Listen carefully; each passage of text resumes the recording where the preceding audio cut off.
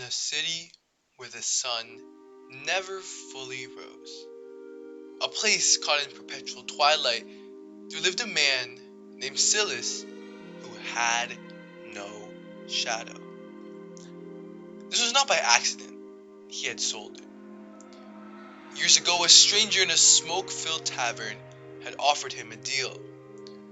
Give me your shadow, and I will give you the one thing you desire most. Silas, then a starving artist, had laughed. What use is a shadow? More than you know, the stranger replied, is the weight of your soul, the proof you exist. Desperate, Silas agreed. In exchange, he asked for inspiration, the ability to create art so beautiful it would make men weep. The stranger smiled. Done. At first, Silas's paintings were masterpieces. Crowds gathered. Critics marveled. Kings begged for portraits. But over time, he noticed something unsettling. His art lacked life. The colors were vibrant, the technique flawless, but those who stared too long felt a hollow ache. A child once whispered, "It's like looking into a beautiful shell, but the creature inside is gone." Silas realized the truth. He had traded his soul's depth for skill. Without a shadow, his art had no substance, only surface. Worse yet, people began to forget him. Not his name, not his work, but him. Lovers would wake beside him and wonder whose bed they were in. Friends would speak to him, and mid-conversation, their eyes would glaze over as if staring through a ghost. He confronted the stranger in a back alley, demanding answers. Of course, the man chuckled. A shadow is not just darkness.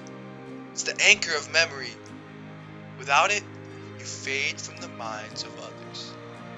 You are becoming a rumor of yourself. The final horror came slowly. Silas began to crave things he could not name. Not food, not wealth, but something deeper. He gorged on applause, yet felt starved. He devoured lovers, yet remained empty. He realized too late. His shadow had been his hunger. Without it, he could want, but never truly need. And without need, there was no fulfillment. One cold dawn, the stranger returned. "You wish to undo our deal?" Silas nodded, trembling. "Then you must pay a price. Not in gold, but in truth." The stranger held out a knife. "Cut your palm and bleed onto the ground. If your blood remembers what it means to long for something, your shadow will return." Silas hesitated.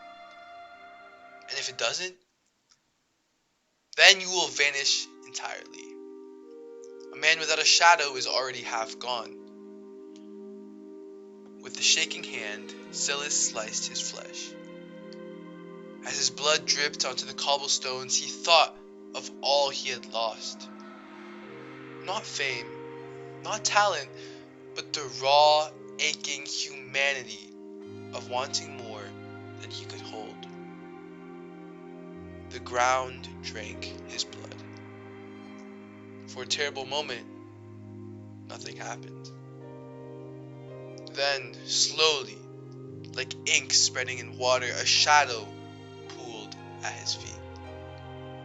Thin at first, then deepening until it stretched long and dark behind him. The stranger sighed. You are lucky. Most men forget how to bleed before they get the chance to return. As he walked away, Silas wept.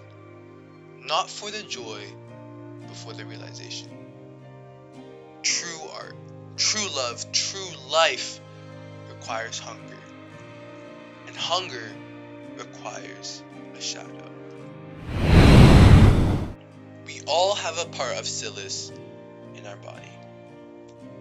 The things we cast away to achieve perfection, our flaws, our hunger, our shadows, are the very things that root us to existence. Without them, we become hollow, forgotten, for it is our struggles, our desires, and our unfulfilled longings that give meaning to our triumphs.